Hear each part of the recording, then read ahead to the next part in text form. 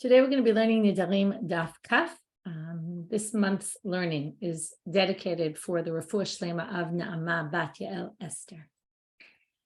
Okay, we are going to get started with the Mishna at the top of our daf. So if we remember, let's just remind ourselves on Yud Chet Amabet, we started with this Mishna, Stam Nedarim Lahachmil.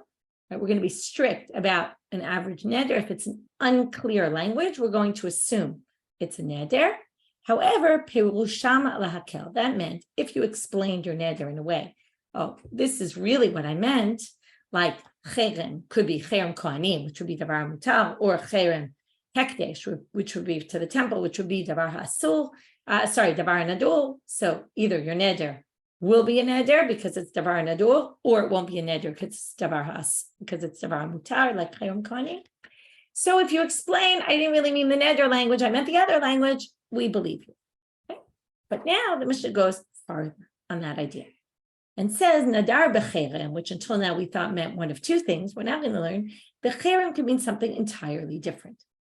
V'amal, and you said lo nadarti ela bechermo shel yam. I was actually talking about a fishnet, which is also called cherem. Or bekorban, v'amar lo nadarti ela bekorbanot shel malachim. You said bekorban, which is the typical language of a neder, and you said I really just meant a sacrifice people make to kings, like a gift to kings. That's what I meant. Mahakriv is to bring something close. I was talking about gifts to kings, not sacrifices. Hare atzmi korban. This is the funny one. Atzmi korban sounds like I am a korban, which means, right, my body, let's say, will be, forbidden to me. V'amal lo nadarti ela be'etzem she'inachti li liot noder bo. I wanted you to think I was making a neder. So what did I do? I put a bone in my house, which the language of bone is an etzem. Atzmi means me. It also means my bone. So I put a bone in my house. That now is my bone. And when I said atzmi, I really meant my bone is forbidden, which of course means nothing. I put it there in my house so that I could say it so that you would think I was taking a vow, but really I meant my bone. Okay. Konam ishti, right? But you're wondering, does this work or does it not work? Right? I'm holding off to keep you in suspense. Konam ishti nehanetli, forbid my wife from getting any benefit from me. I was talking about my ex-wife, not my wife that I'm married to right now. Al kulan ein nishalim lehem. In fact, none of these are a neder. Okay? If you say any of these things, none of them are a neder. Now, if the Mishnah had ended here, we'd be in good shape. We'd understand. Okay, this is what we say, perusham lahakel. You can even go farther than we thought until now.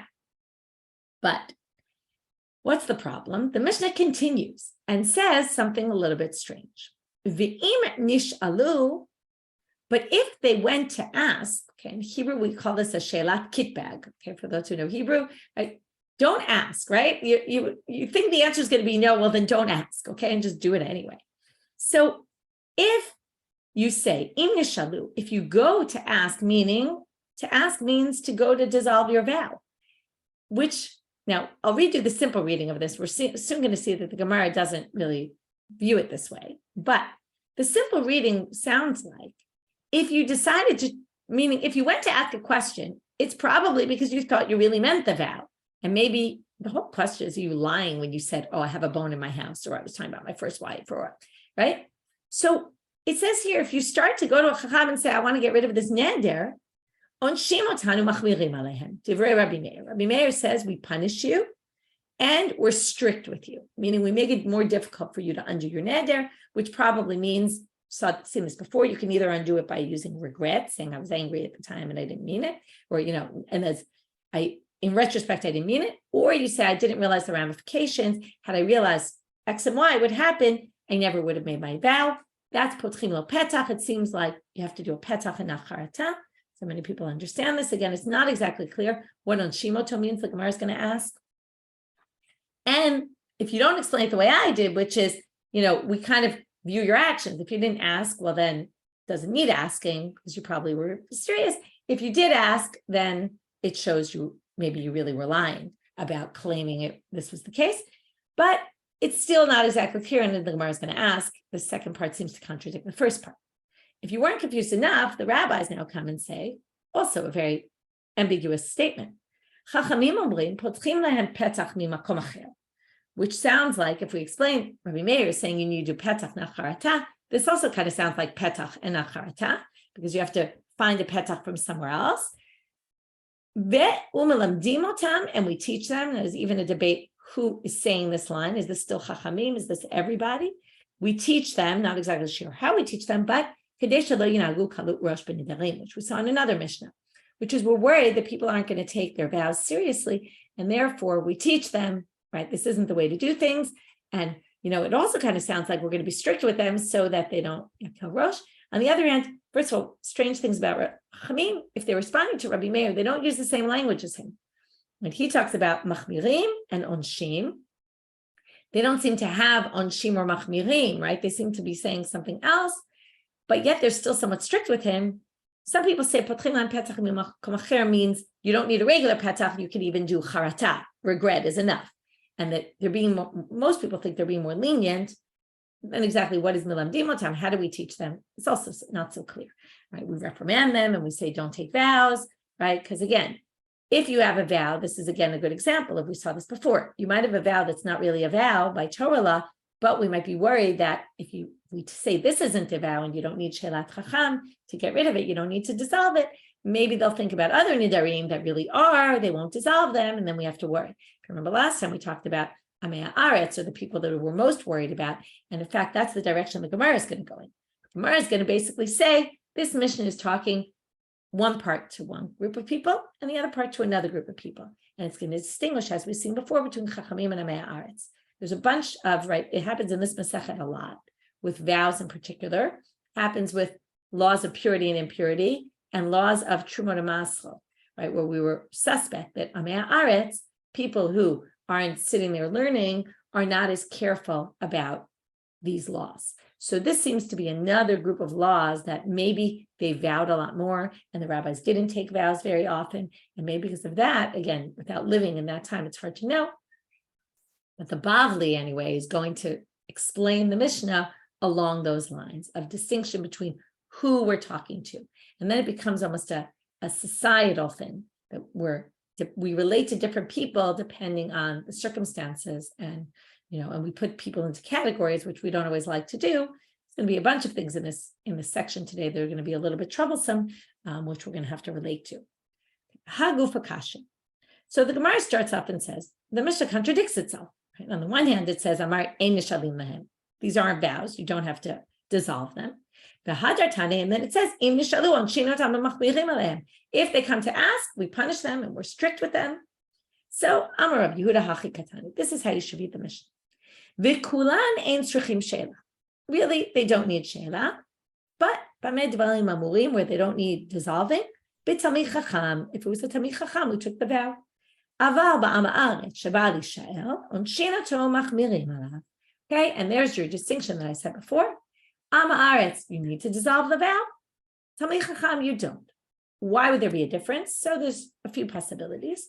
One is, as I said before, maybe am haaretz made a lot of vows, as opposed to Talmidei Chachamim that were much more careful with their vows, in which case there was less reason to make as we call it, gzeira de Rabbanan against those people. So if you don't make vows so much, if we let you get away with this one without dissolving it, you're not going to get confused in another case. Number one, because you don't really make so many vows, so it's not so common. We don't usually make a gzeirat chachamim in a case that's not common. Number two, you're a Talmid Chacham, so you know the difference between this vow and another vow. If you're an haaretz, you don't know the halacha, you don't know how to distinguish, and you also might do this much more often to make these vows. And again, so on the one hand, it's interesting because generally we say lo plug, and we have laws that generally, most laws apply across the board to all Jews. Doesn't matter who you are, what you're, right? These are areas, as I said, where they seem to treat Amei Haaretz differently than Talmidei Chachamim. So that's one approach. The other approach is to say that what's happening here? You took a vow, and now you're claiming that you really meant something else entirely, something that's a little bit not so believable. So if you're a Talmid Chacham, I've seen this before also, another distinction between them is in testimony, right? Where we trust them much more. Whereas an Amei Haaretz is not as trustworthy. So therefore, again, this is, in a certain, you have to understand within the context, right? So they trusted the Talmidei Chachamim more than they trusted the Amei Haaretz. Whether it was accurate or not, is good question, right? But again, when their life was centered around the Talmid Chacham. So that was their world, and they trusted them. Whereas, right, like, so if, basically, we're going to now say, if he's a Talmid Chacham, we believe him when he said, I really meant a fishnet instead of cherem of the temple. But if he's an haaretz, we don't really believe him. Maybe he just heard it. Oh, I can get out of it by saying this, and he makes this claim, and then we don't believe him. So it could be an issue of trust.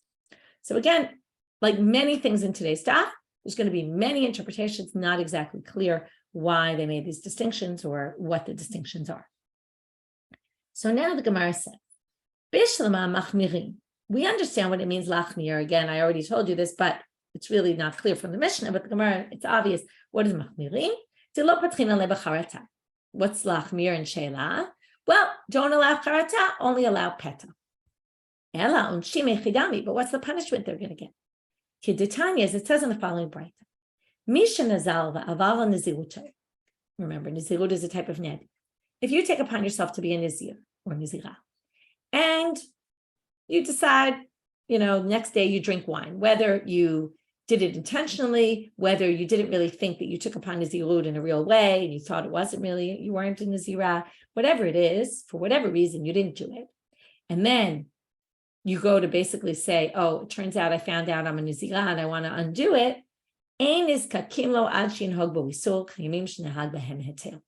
Let's say you were 10 days in, so you have to, and for 10 days you drank wine, didn't keep nizirut, you have to now do, they'll say, okay, we'll undo your nizirut, but we're punishing you, but you have to do 10 days of being a nizira, because you really were a nizira and you didn't keep it. We're going to make you keep it for 10 days. Divrei Rabbi Yehuda. Rabbi Yossi, he disagrees and says, well, I agree with you in certain cases. If it was a short time period, meaning under 30 days. So if, let's say, you come at day 30 and you say, I want to undo it. So, and you weren't nizirah for any of those 30 days, you have to now do nizirut for 30 days. But if this was 60 days, let's say, you were nazir for 60 days or for 90 days, and you didn't keep it and you come at the end or whatever it is, if it's any time more than 30 days, we don't make you do more than 30 days. 30 days is the minimum we make you do. We don't make you do any more than that. But they all agree that you get punished and you have to do this. So such an extent, and this is where we really see how seriously they took these vows and people who do this. Amar Rav Yosef, ho'il va'amre Rabbanan enis kakin lo, beidin demiskake lo aved shapi.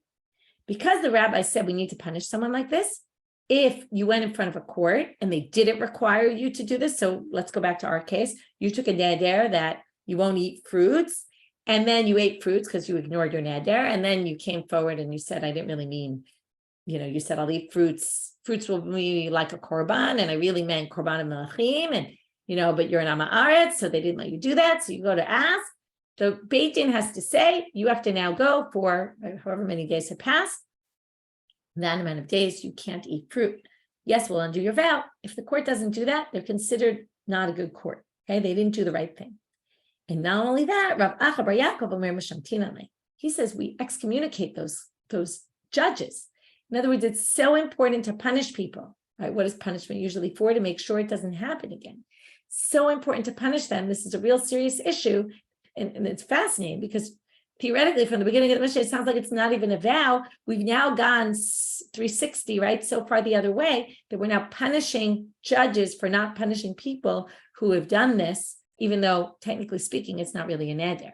So again, the rabbi's view, if you're an haaretz, it really is a neder, seems like, okay? Or the concern that they're going to take vows not seriously is so important that even though it's not technically a neder, the rabbis consider a neder, and we're going to go and even punish the courts who don't punish someone who did this. Again, we're punishing someone, meaning they have to make them actually keep their vow for a certain amount of time. Chachamim omrim potchim lo petach. We're actually not going to go into chachamim. It was more the Rishonim that have a disagreement about how to understand the chachamim. Now we're going to go into a braita about this concept of not being careful, not taking vows seriously. And from there, we're going to get off on a tangent on all sorts of other things and get into a whole different sugya about what is permitted and not permitted during sexual relations between a couple. Okay, so we're going to get all off. Tana, L'olam al tihi ragil b'nedarim shesopcha lim'ol b'shvuot.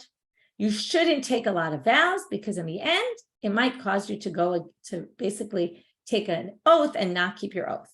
Now, the simple reading of this is that oaths are more strict than vows, and therefore, and that's because we saw already, lo yinakeh, God doesn't, you can't atone for, particularly it's a shvuat shav, an unnecessary oath, but still it appears by oaths that seems to make oaths more serious.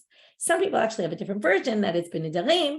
In other words, don't take a lot of vows because in the end you might go against your vows. In other words, you might keep your vows, so it's not so bad to keep a vow. You would think to make a vow, but it might cause you to eventually, you'll make so many that you won't be able to keep them, and then you'll go against your vows.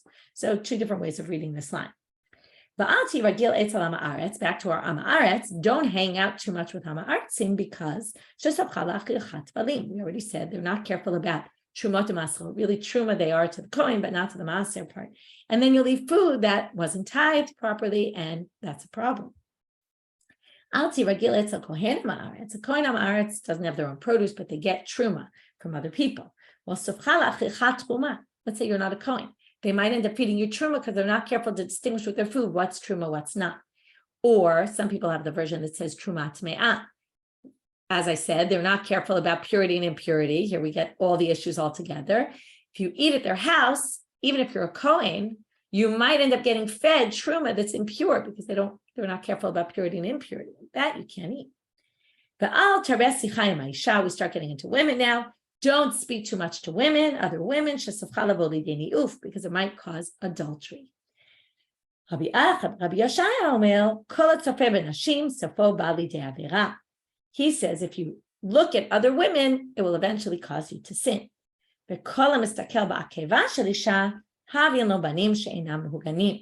you look at the heel of a woman, you will end up with children that are not mehuganim. What this means exactly, many people say it means they're not going to be lomdei Torah, they won't be going in the right path. Okay, soon we're going to get to more complicated sugiyot where they talk about what causes birth defects, which maybe this is also connected to. Okay, the heel of a woman seems a little bit strange. So first, Amar Rav Yosef ubishto nida. We're talking about your wife when she's in nida, he says. Amar Rabbi Shimon ben Lakish akeva dekatane bimkom atinofet shemuchban keneged haakev. Rish Lakish says it's really a euphemism for her private parts. We're not talking about her heel, actually, okay, even though the simple reading is her heel, which, by the way, I tried to look up whether heel could be a sexual symbol. Maybe in those days, in other cultures, it was a sexual symbol. I'm not sure.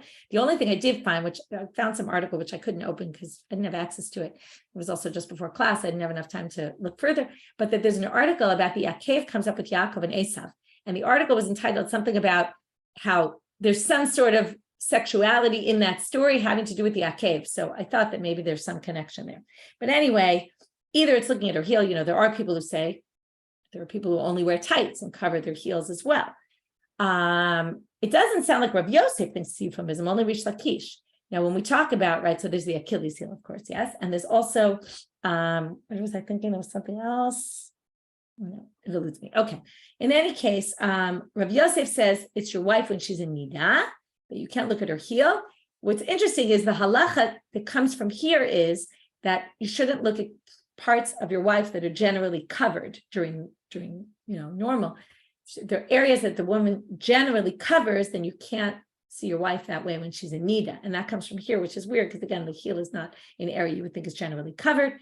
So again, it could be that halacha is combining Rabbi Yosef and Rish Lakish, who's saying it's a woman's private area. In fact, there's a footnote in the Koran that says that the Aruch, he quotes the Aruch, which is this very early dictionary from the 1100s, that says that 11th century, that when the woman kneels, her heels are opposite her private area, and that's why it connects here. Okay, that's why they say it's really talking about that's shehu mechuvan keneged haakev. It's opposite it, right? Again, you could say it's opposite when she's standing, but all the more so when she's kneeling, like sitting on her knees, mamash, right? Then it would be opposite.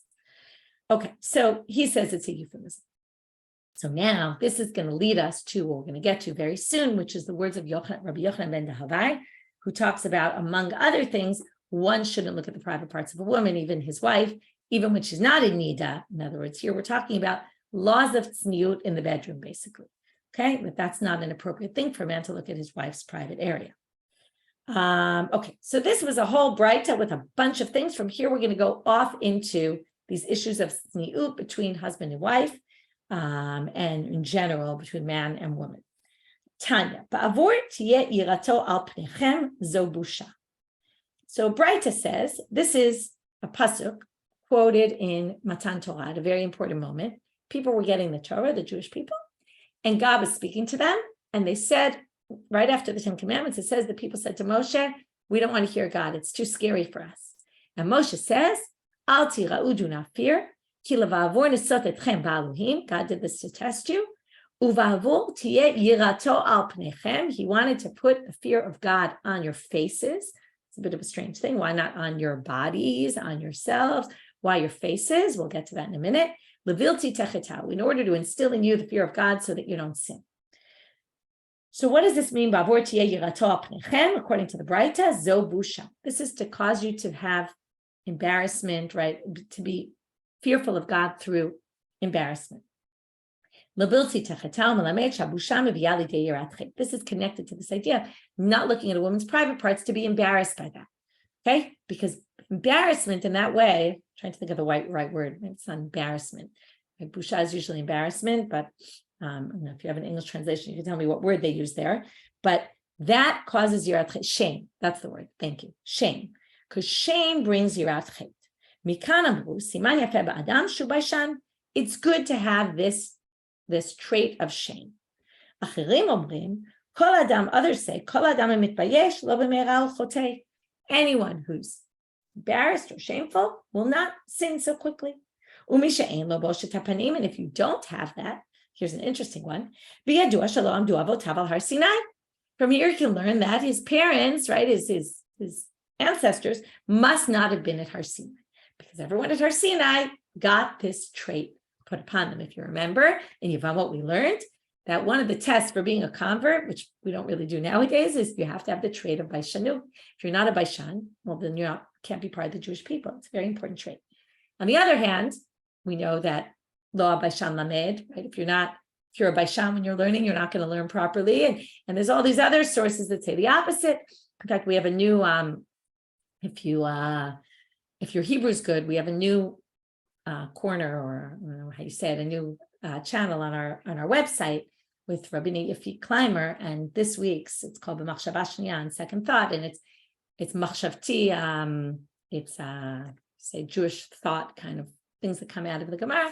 So she did a whole thing this week that's now up on our site about the difference between, right, shame, which is considered good, and shame, which is considered bad, and how we distinguish.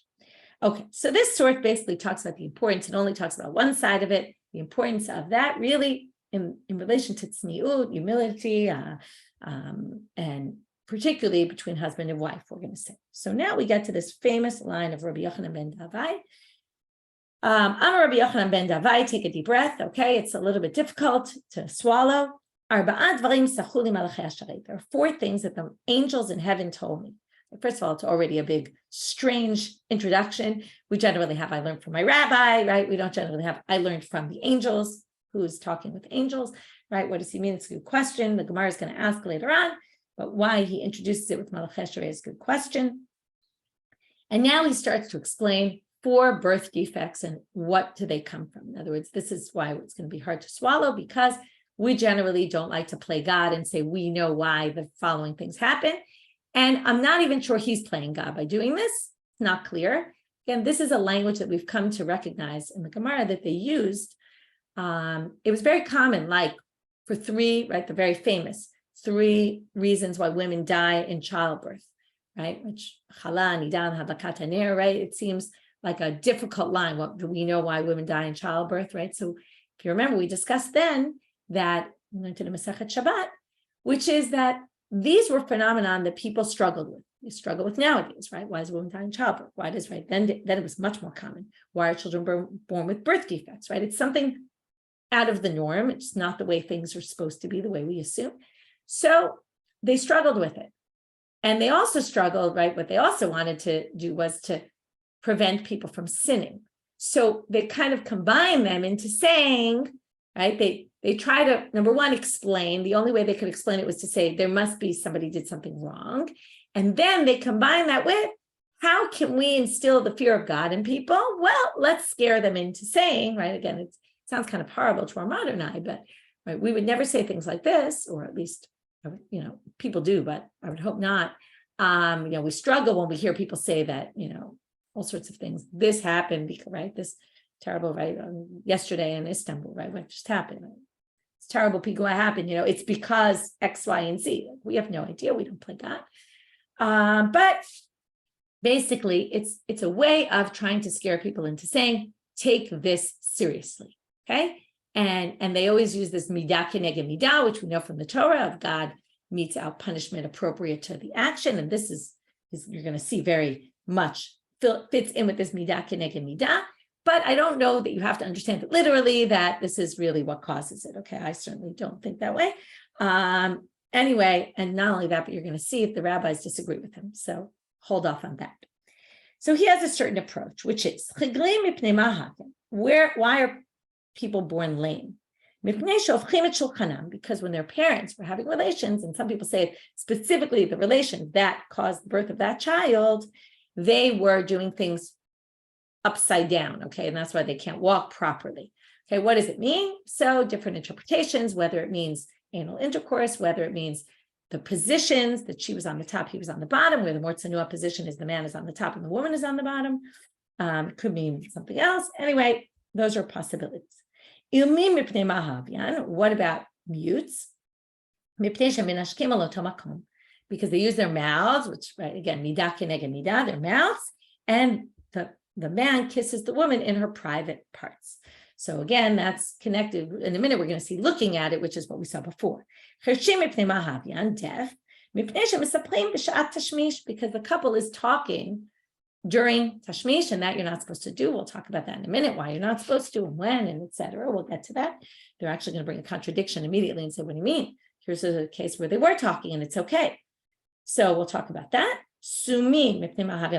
What about blind? They use their eyes to look in a way that's not tzniut. He looks at the woman's private parts. That's forbidden.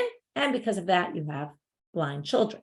So again, difficult to say, right, tit for tat, this is why you get punished. I don't really think he believed that this was the way. I think this is the way people spoke in those times. And again, it's their way of scaring you into doing this. And we've seen this in a number of different occasions. The Gemara says, but this source contradicts another source. Shaluit Ima Shalom. Let's try to remember who Ima Shalom was. She was Rabban Gamliel's sister, and she was married to Rabbi Elazar ben Horkins. Good yichus. She said, people said to her, moving out on the bed, why do you have such beautiful children? Right? It's going to be, right, defects, etc., or some sort of issue with the child, right, as opposed to beautiful children, which doesn't necessarily mean beautiful, physically beautiful. It means, your children are good children. They're, whether we say in Amuganim, they weren't, on the right path. Your children all are in the right path. I'll tell you why. My husband, Rabbi Elazar ben Horkins, doesn't talk to me not in the beginning of the night, not in the end of the night, but right in the middle of the night. What's unique about the middle of the night? Well, the beginning of the night, people are still walking around, right? Imagine, it depends where you live, but think about the lives in those days. I'm sure they lived in houses without much, everyone could hear everything outside. And it was probably crowded, a lot of people around. People can hear what goes on in your house. So they would make sure only to have relations, right? Misaperim me means to talk to me while we're having relations. In mamash, smack in the middle of the night, when everybody else is sleeping, right? People haven't woken up early yet, and people haven't, those who go to sleep late. Okay, for almost all these things, there's a million different interpretations. What this means, either he covers up his own body, like as he reveals something, he covers something else up, meaning he has some element of tzniut. Okay, this is a whole big question, right? Does one need to keep an element of tzniut while having relations? Or maybe on her body, he reveals a part and then covers a part. Or maybe it means something else entirely. Again, there's many different interpretations here.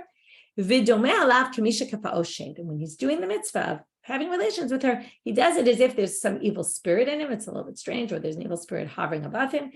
Some people say it means he does the mitzvah like to do it and get out, so that, in other words, there's this big fear, it seems, that, and this is the whole thing of talking, and that if he's thinking of somebody else, right, we don't want him thinking about anyone else during the time. That's why the quicker he does it, the more it will prevent him from having thoughts about some other woman while he's having relations with his wife. It's one possibility, all different sorts of possibilities. Again, these sources are incredibly unclear if you haven't noticed what exactly the issues are. Again, I think one can take concepts from here maybe, but exactly the details, it's open to many interpretations.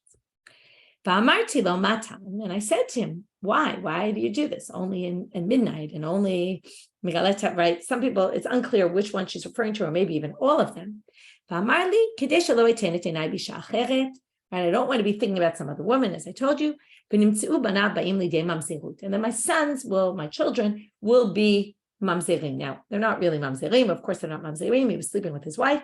But the idea is if he has thoughts of another woman while he's having relations with his wife, then it's as if his child is a mamzer, because it's as if he's not really having relations with his wife. Okay, there was this concern that you should be 100% focused on your wife and not on anything else, and therefore make sure not to do it when there's people around, make sure not to, right, when there's noises, other voices, make sure not to, all these other things. So now they say, but what do you see? He was misaper ima, he spoke with her at midnight while they were having relations. So how did Rabbi Yochanan ben Dehavai say you can't speak to her? And if you do, right, that will cause your children to be mutes. So lo kasha, ha b'mile detashmish, ha b'mile achroniyat. Did I get that one right? No, they'll be deaf. Sorry. Okay, they'll be deaf. Anyway, what they say here, ha b'mile, if you're talking about tashmish, that's allowed. Okay, if you're talking about related things, then yes. And if you're talking about other things, then it's not allowed. Other things are not allowed. Like you can't start talking about what happened to you today. It might cause you to think about other people. That's a problem. But you can talk about things related to what you're doing.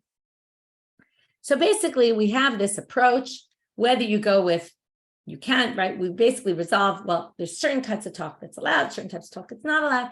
But again, you have Rabbi Yochanan ben Dehavai, who's very strict about what is allowed and what is not allowed, has very strict criteria, how much tzniut one has to keep during relations, and frames it, again, I like to say it's really, he frames it in the context of what could cause birth defects, even though I don't really believe that's what he thinks, because he's just trying to scare people into, right? That's something that many people are concerned about, and therefore he uses that as a way to scare people into keeping what he says. Comes Rabbi Yochanan, who's not Rabbi Yochanan ben Dehavai. Now we get to the Rabbi Yochanan who's famous. Rabbi Yochanan ben Dehavai is a Tana, and he's mentioned not in any Mishnayot, by the way, only in braitot. And comes Rabbi Yochanan, and he says, Zo divrei Yochanan ben Dehavai. Notice he cuts the Rebbe. He doesn't even call him a rabbi. We don't hold like him, the rabbis said. He basically says the rabbis disagree with him, and they don't agree with him at all. Ella. Now, what he's going to say is, basically, everything's allowed. I'm going to warn you before we read it, because his language is very offensive to a modern eye, okay? And as women, you're not going to be happy with the way he says it, but I think that you can appreciate what he's saying, okay? And maybe he words it in a way that's kind of offensive, but again, without having modern sensitivity to language and thinking that he wasn't really thinking women were going to be reading this text, he was really talking to men, you can kind of understand it. And when I tell you what the Rivit says about this, maybe you'll feel a little bit better. Okay, so with that, again, deep breath before we move on. Ella, anything a man wants to do with his wife, he can do. Mashal basar habami beta tabach. Okay, here's a mashal. It's a little bit unpleasant, like meat that comes from the butcher. You want to eat it with salt? You can salt it and eat your meat like that. Tzli, you want to roast it? Ochlo. Mivushal, you want to cook it? Ochlo, you can eat it that way. Shaluk, you want to boil it for a long time in water. Ochlo, you can do that. Fish also. I don't know why you had to bring another example. Okay, again, you could say, oh my God, they're comparing women to meat. Okay, it's not really meant to be understood that way. Again, you have to, if in a Masechet, it's all about language and understanding that language is written and used in a particular way in a particular time, right? To us, this is incredibly offensive, but it's not really what it's meant to be said. And in fact, the Rivit says, and he basically explains the story we're going to see further on in this way as well. And he basically says this is only if the wife is okay with it, okay? And you're going to, even the Gemara is going to address that soon coming up. The wife has to be okay with all this. And it doesn't mean it's up to him, whatever he wants to do, even though literally it kind of sounds like that. The point is really that if you take Rabbi Yochanan ben Dehavai and what he said, that you have to be super careful about everything, This is the opposite approach. This is, no, they're almost like saying there's really not much of tzniut in the bedroom, right? Anything is allowed. You can do all those things that Yochanan ben Dehavai said you can't do. You really can do any of those things. Okay, some people temper it with, you have to make sure there's other issues that come up, like shechvat zera levatala, right? Having semen come out for no reason, right? Maybe as a before having relations.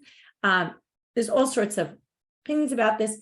If you look in the poskim, it's very interesting because there's actually more, it somewhat breaks down into Sephardi Ashkenazi lines. If you look in the Shulchan Aruch, and the way it describes sexual relationships between husband and wife, do the mitzvah, go out, like be, very much the approach of Rabbi Yochanan ben Dehavai, as if, very, very cautious, careful about the whole thing.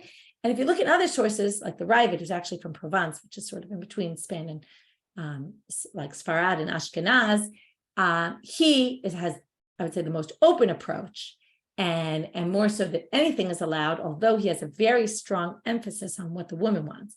And that if you remember those, we saw in Pesachim about whatever the woman wants, the husband is entitled to give her. And we talked about it also in Ketubot, about the Ona and all that. And he really pushes that whole issue of the woman's place in the whole, in the relationship, and how important it is to make her happy, and whatever she wants is really what's allowed. Okay, so it's taking this sugya and again, like all sugyot, you have to take the different sugyot that exist, and everyone has to kind of figure out how to connect between all those sugyot. And again, who we hold by, right? Whether we go with Rabbi Yochanan that we don't hold like Rabbi Yochanan ben Dehavai at all, or we go like Rabbi Yochanan ben Dehavai. So there were different approaches to this whole thing. Okay, moving on. And then we're going to still be in this topic. Rabbi Meir, who are these angels that he spoke to? Seems a little strange. We don't normally speak to angels. Rabbanan, it's really the rabbis. To eat him a malachei sharet mamash. If it's really malachei sharet, here's his good claim. This is a fascinating argument. Amai amar Rabbi Yochanan en alachak Yochanan ben Dehavai. Ha'inu b'kiyeh b'tzurat havlad fei.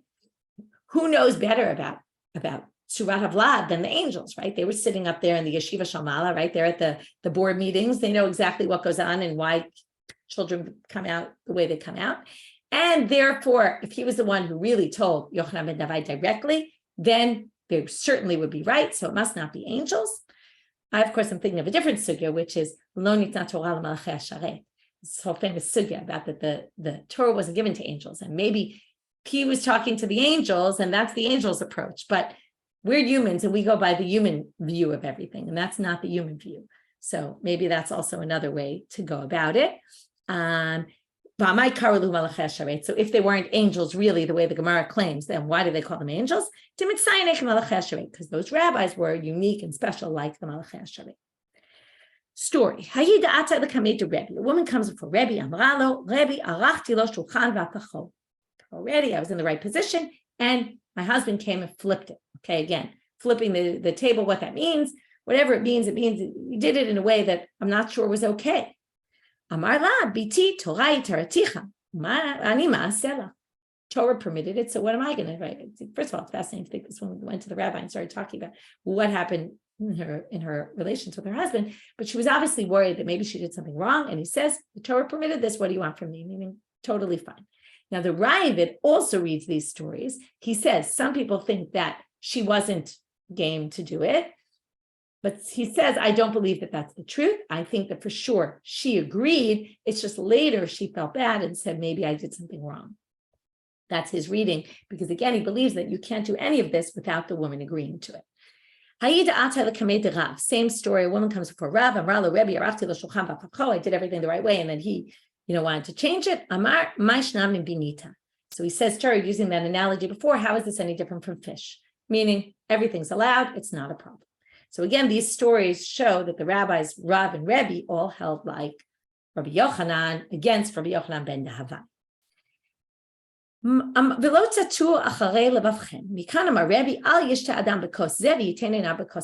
Don't go, right? We say this in Shema, don't go wandering after your hearts. What does that mean? Don't drink one cup and be thinking about another cup. This obviously means don't be with one woman and be thinking about another one.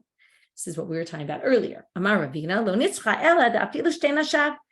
Okay, you can imagine, right? You have two wives, so make sure when you're thinking about this wife, you're not thinking about the other wife. By the way, some people say that if you look at your wife while you're having relations, you're looking at her body, it might make you to think of a different woman's body, maybe think, oh, this woman has a nicer body than my wife's, and, that also might be part of the reason. And now we're back to what creates bad children. This says it causes the mordim and the pushim bi. These people who rebel against me and sin against me. Some people say that this is about having children that don't go in the way of God. Some people think that this is about you yourselves, the people who do the actions and not kind of taking the sins of the parents onto their children, which I didn't discuss today, which is an obvious issue that comes out of here, what your children are going to be punished because of what you did. That's also very difficult for us to accept, and not necessarily, right? It comes up in sources, but it also is rejected in other sources by saying, what do you mean? Banim lo yimtu alavot, right? Children aren't ruled based on their father's sins. Anyway, like I said, this raises a lot of questions. But again, if you put that whole issue aside and you say, this is just the way the rabbis are saying, this is a bad thing to do, it's actually interesting when you look at it and you see what do they think is a bad thing to do. So Amar Rabbi Levi, and this is a fascinating sugya, Elu b'nei tesha midot. These are 9 different midot, children that are born from the following things, which we will see. B'nei osnat mishka'ach, these are the rashi tevot for the next cases. B'nei ema, b'nei anusa, there's actually 10 here. Some people get rid of either ema or anusa. I'm glad that our Gemara doesn't, because I think they're both super important. Number 1, b'nei ema, children that are born from sex that the husband puts the fear of God, his fear of having relations with him into the wife, meaning he basically, we'll see b'nei anusa, he rapes her, which could either be anyone born from a rape, which could be not his wife, or a child born when the husband rapes the wife. Okay, here you see that the Gemara even thought about this concept of, that it has to be willing. Can't be he puts the fear of himself into her, right? Like scares her into having relations, or forces her into having relations. So those are both the aleph. They're 2 alephs. Truth is, they're very similar. It's not so much different, but you could come up with differences. B'nei tzniut, he hates her when he's having relations with her, yet has relations with her anyway. B'nei nidui, this is when a couple one of them is excommunicated. You're actually not allowed to have relations. B'nei tzmura, so the Ran brings 2 different explanations. Either he has 2 wives and he thinks he's sleeping with one and goes on the other, he's basically thinking of the other wife, or he thinks he's having relations with some other wife and it turns out it's his own wife. Again, hard to imagine how this would happen, but tzmura is when you switch something for something else. So it's some sort of switch. B'nei miriva, they're in an argument and then they have relations while they're still mad at each other. B'nei shichrut, they're drunk, or one of them is drunk. B'nei grushat halev, he was planning to divorce her and then has relations with her. B'nei irbuvia, there's a whole group of women and he has, kind of either with a number of them or one without even knowing who she is. B'nei chatzufa, okay, this is an interesting one. This is the woman she's chatzufa, she demands having sex with the husband. We're going to get to this right now. So which the Gemara says, Ini, is that really such a problem? If the wife demands to have relations, they have like the best of the best, even in the time of Moshe Rabbeinu, there weren't children like that.